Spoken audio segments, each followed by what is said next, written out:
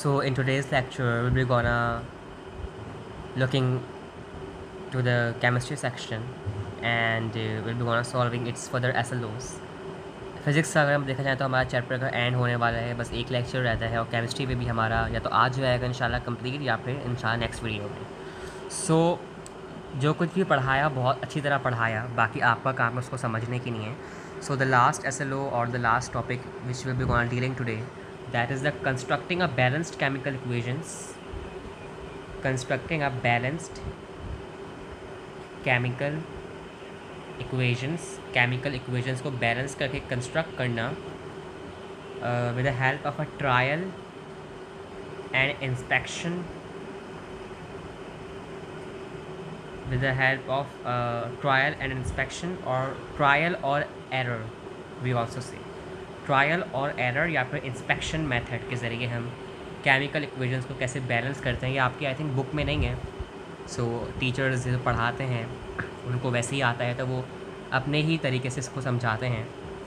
So let's start with this. So for this we have rules to follow.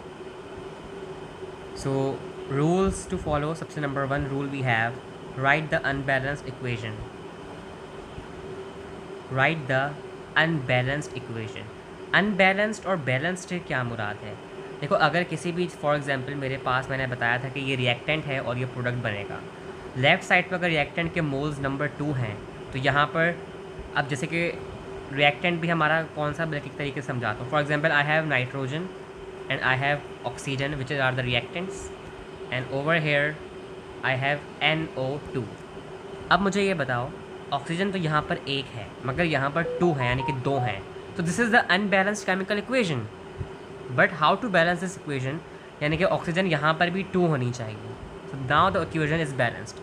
Let's suppose अगर यहाँ पर मैं इसको मिटा दूँ और मैं लिख दूँ N+O2 gives NO2. So this is the balanced equation. मगर जो हमने पहले लिखी थी जिसमें हमने O से 2 हटा दिया था, that was the unbalanced. this is the unbalanced equation simply. तो ये कहलाता है अनबैलेंस्ड और बैलेंस्ड इक्वेशन के दरमियान अगर एक ऑक्सीजन एटम है तो प्रोडक्ट्स में भी ऑक्सीजन एटम के उतने ही मोल्स होने चाहिए. लाइक यहाँ पर इसके 1 मोल हैं तो यहाँ पर भी इसके 1 मोल होने चाहिए. सिर्फ मैं एक सिमिलर एटम की बात कर रहा हूँ. ज़रूरी नहीं है कि अगर ऑक्सीजन के 1 मोल है तो नाइट्रोजन के भी 1 मोल हों. Nitrogen can be different, but एक ही एलिमेंट की अगर बात करें तो उसके मोल्स सेम होने चाहिए.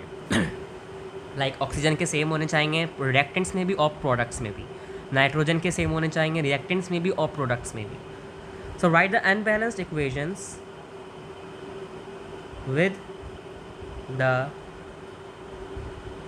Correct formulae, with the correct formulas for all reactants and products.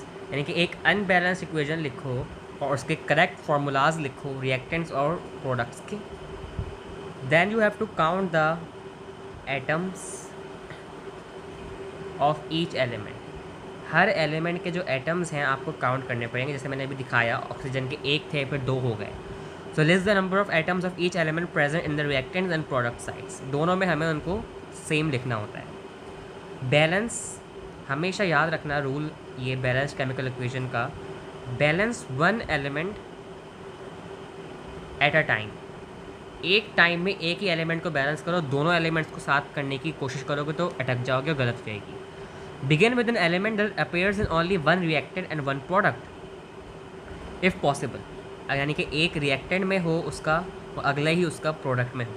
ज़्यादातर उस पर फोकस करो. ठीक है. दूसरा क्या कहता है, एडजस्ट द कोएफिशिएंट्स. कोएफिशिएंट्स मैंने बताया था अभी यहाँ पे ऑक्सीजन के साथ ये 1 कोएफिशिएंट है in the front of the molecules to balance the atoms of the element on both sides of the equation, ताकि हम उसके कोएफिशिएंट्स को रिएक्टेंट्स और प्रोडक्ट्स दोनों साइड पर बैलेंस कर सकें. Number 4, repeat this procedure for all elements. अब जब हमने एक पर्टिकुलर एलिमेंट के ऊपर कर लिया तो अब हम दूसरे एलिमेंट्स के ऊपर भी वो प्रोसीजर अपना रिपीट कर सकते हैं. Continue adjusting the coefficients for the other elements one at a time until all elements are balanced. जब तक आपके सारे एलिमेंट्स बैलेंस नहीं जाते आप ये अपना फार्मूला लगाते रहोगे. सिंप्लीफाई करो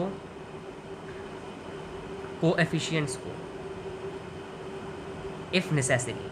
इसका मतलब क्या है कि सिंप्लीफाई करो कोफिशिएंट्स को अगर नेसेसरी। भाई अगर आपके सारे कोफिशिएंट्स जो हैं डिवाइडेड हो रहे हैं, यानी कि अगर मैं लिखूँ 4/2 ऑक्सीजन गिव्स 2O, तो ये कोफिशिएंट को मैं बैलेंस भी तो कर सकता हूँ। किस तरीके से? सिंप्लीफाई तो कर सकता हूँ ना, 2 1 2, 2 2 4। सो ऑब्वियस है 2O गिव्स 2O। सो अगर मुझे डेसिमल पॉइंट में या डिवीजन पॉइंट में कोफिशिएंट्स हैं और अगर वो डिविजिबल हैं, so I can simplify the coefficients if necessary to get the better results. So by following these rules you can easily simplify or you can easily construct a balanced chemical equation with the trial and error method. ये rules याद रखो और इन्हें अपनी copy पर note कर लो. Now let's move forward and let's take an example. एंड क्योंकि ये पेपर में बहुत पूछी जाती हैं इसकी examples. So first of all अगर हमें सॉल्व करने पर आऊँ, I have a unbalanced equation. मेरा जो फर्स्ट रूल था, एग्जामिनर ने मुझे अनबैलेंस्ड इक्वेशन दी, that is CH4 plus O2, it gives CO2 plus H2O. So this equation और दिस प्रोसेस जो मेरे पास इक्वेशन है, this is called the combustion of CH4. क्या होता है? मीथेन. जब भी कार्बन डाइऑक्साइड या वाटर रिलीज होता है, that process is known as the combustion. तो this is the combustion of methane gas. अब यहाँ पर चेक करो, 2 ऑक्सीजन यहाँ पर हैं, मगर 2 और 1 ऑक्सीजन यहाँ पर है. यहाँ पर टोटल 3 ऑक्सीजन है और यहाँ पर 2 ऑक्सीजन है. सो this is the unbalanced equation. Similarly hydrogen भी यहाँ पर मेरे ख्याल से देखो, यहाँ पर 4 हैं और यहाँ पर 2 हैं. So this is the unbalanced equation. So now how we could simplify this equation into the balanced form, that's depend on your ability to do. Okay, so number 1 मेरे पास क्या है? रूल. अब जो रूल्स हैं वो थोड़े डिफरेंट भी हो सकते हैं और सिमिलर भी हो सकते हैं, बट जब रूल्स हैं वही आपको फॉलो करने पड़ेंगे फॉर योर नेक्स्ट कैलकुलेशन और नेक्स्ट फार्मूलाज.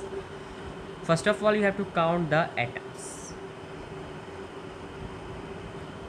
रिएक्टेंट साइड पर अगर मैं देखूँ, रिएक्टेंट्स में लिख रहा हूँ शॉर्ट फॉर्म में. इसमें कार्बन मेरे पास आप गिन लो 1 है, हाइड्रोजन मेरे पास 4 हैं और ऑक्सीजन मेरे पास 2 हैं. प्रोडक्ट साइड की बात करूँ, so I have carbon 1, hydrogen I have 2 and oxygen I have 3. ठीक है, अभी मैंने आपको सिखाया कैसे कैलकुलेट कर सकते हो आप इसके एटम्स को, हमने किया भी. Number 2, balance the carbon first. Balance the carbon. Carbon को हमेशा सबसे पहले बैलेंस करो. कार्बन हमारा ऑलरेडी बैलेंस्ड है, तो मैंने यहाँ पर लिख दिया, एग्जामिनर को शो करा दिया मैंने, that carbon is already balanced. So examiner बोलेगा हाँ, इसने स्टेप बाय स्टेप प्रोसीजर को फॉलो किया.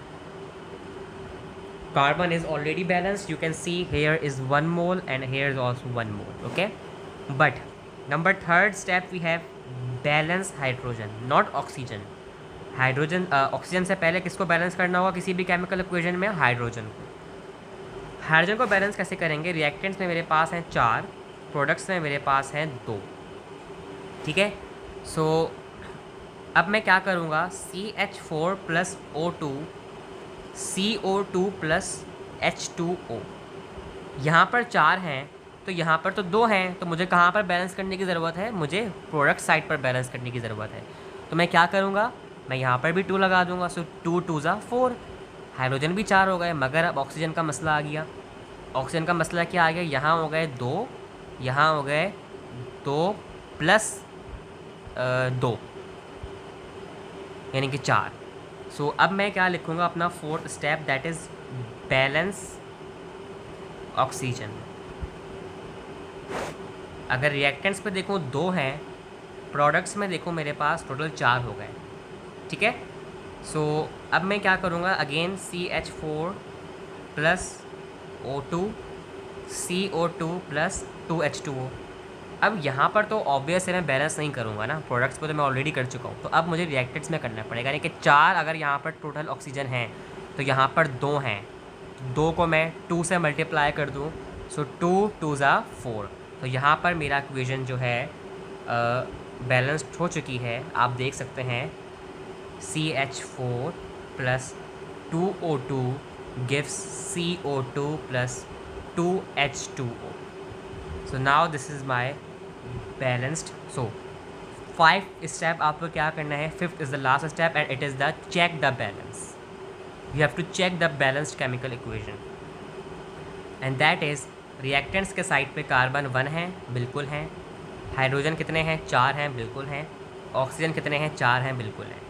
प्रोडक्ट्स की साइड पे कार्बन कितने हैं? 1 है। हाइड्रोजन कितने हैं? 4 हैं। ऑक्सीजन कितने हैं? 4 हैं। तो this is my balanced chemical equation. Okay, so now let's move on. बल्कि ये तो मैं आपको होमवर्क दूंगा, या आप खुद मुझे सॉल्व करके दोगे, मैं आगे बढ़ाता हूँ। So the homework is I am giving to the unbalanced equation, and this is H2 plus O2 gives H2O. तो this is the unbalanced equation. अब आपका होमवर्क ये है, आपको दो करना है। फर्स्ट इज़ द वर्क, आपको जो करना है that is tell me, tell me the name of the above reaction. ये जो मैंने रिएक्शन लिखा है वाटर का, इसका नाम बताओ मुझे, क्या कहलाता है ये रिएक्शन। जैसे मैंने ऊपर बताया combustion of methane, so what is this called. Number 2, balance the chemical equation with the respected steps I showed above. जो मैंने आपको ऊपर स्टेप्स शो कराए, उनके ज़रिए इसको बैलेंस करो। ओके, सो ये आप होमवर्क करोगे। Now the last SLO we have, that is the calculations. तो कैलकुलेशंस मैं नहीं करूँगा, मैं सिर्फ फार्मूला बताऊँगा, क्योंकि ऑलरेडी हम केमिस्ट्री में इस चैप्टर की बहुत कैलकुलेशंस कर चुके हैं डीप डिटेल में जाके।